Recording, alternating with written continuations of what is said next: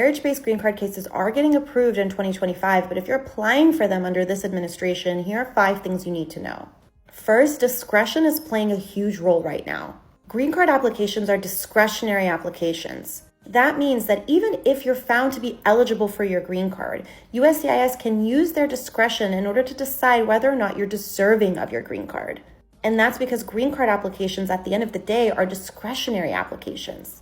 For instance, if you overstayed your visa, but you're married to a US citizen and seeking that green card, this is something that they're now looking at as a negative discretionary factor, something that has not been done before. So what they're basically asking is, should we approve this case? So again, it's not about being eligible, but showing that you're a good bet for approval. That means a very good, clean, and organized filing, and strong evidence that's supporting of a favorable exercise of discretion. You can prove that through a variety of ways, like letters from people who know you, who can attest to your good moral character, proof that you have filed your taxes, evidence of any degrees or achievements that you've had in the United States, among many other ways. Now, this kind of evidence is usually not submitted in a very straightforward marriage-based case, but it is something to consider filing now, even if your only negative factor is a visa overstay. Second, it's really important to send all of your marriage-based evidence up front if you can.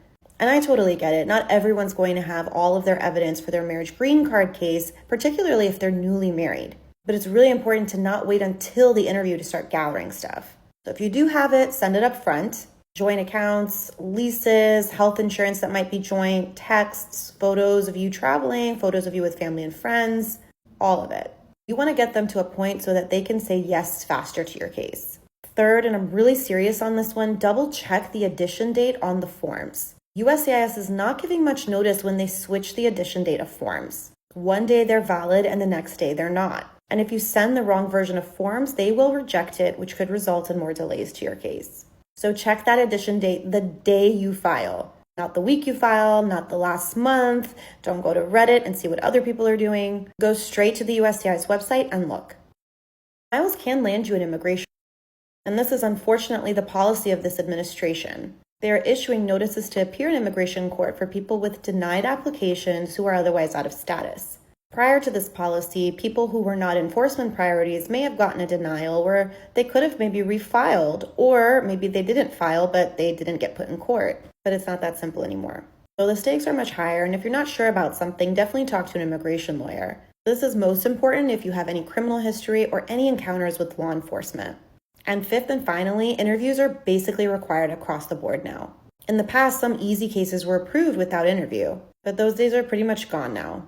That means you and your spouse have to be able to talk about your life together in front of an interviewing officer. Not just how you met, but how you decided to get married, who does the grocery shopping, what are your spouse's work hours like, what did you guys do for each other's birthdays, and you have to be consistent.